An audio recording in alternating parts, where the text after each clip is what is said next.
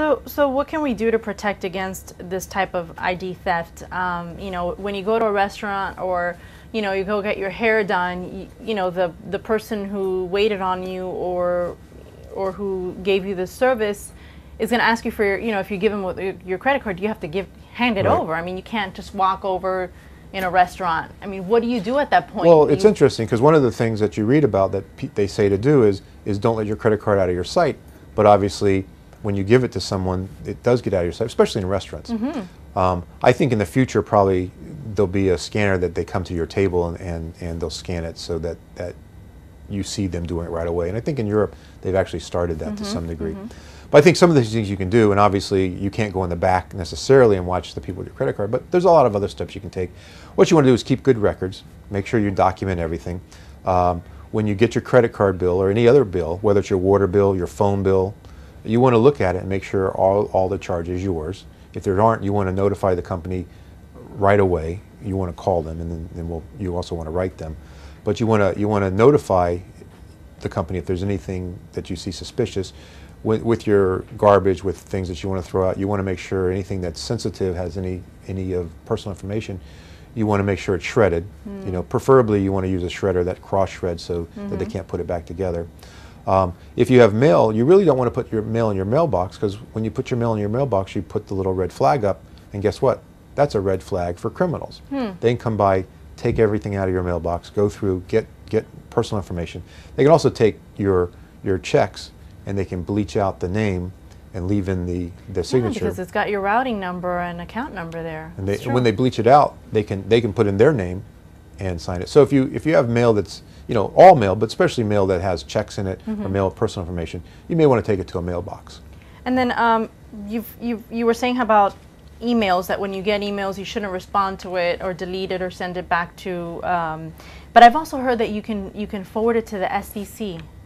Right. You can forward to various places. It depends on what it is. The FTC is very interested in this, and one of the things is if you are a victim, obviously you need to report it to the local police. If you know where the criminal is, you want to report it to the police department in that city.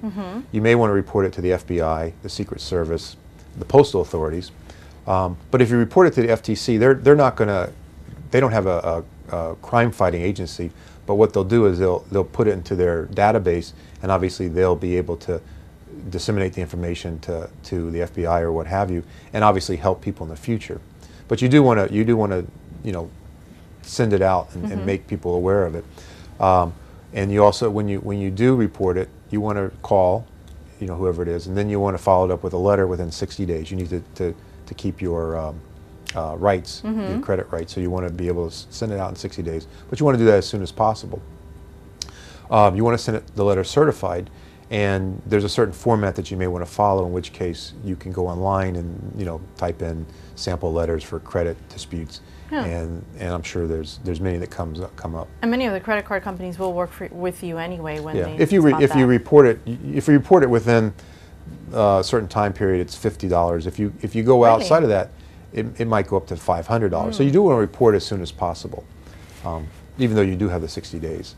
And then lastly, you know, I think it's difficult to prosecute these people. What do you think?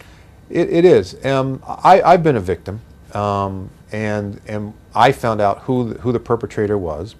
What they were doing is they were sending checks out. They were sending checks out that looked like my checks, but it was an account that was just a wire transfer account, so it really had no account. The signers was the president of the bank, where it was just a transfer between Sun Bank and Gibraltar Bank. But they found that account number online. They made up checks. Wow. They found my signature. It was better than my signature, and they would send like a $2,500 check. And they make it out to Belkey's, and they tell you to cash it, and you would cash it, and you'd get $500. Now, obviously, none of the checks were cashed because they're not real accounts. But they sent out that I know about. They sent out at least 13, but the checks were numbered up to, you know, there were 50. They were numbered sequentially, and there were 57 checks, you know, that were out there. And when I found out, you know, I called the local sheriff department. I found out where the PO box was, where the checks were coming from, and I called the Austin, Texas City Police. I called the FBI. I called the postal authorities, and they all took the information down, but to them it wasn't of a high enough number for them to investigate.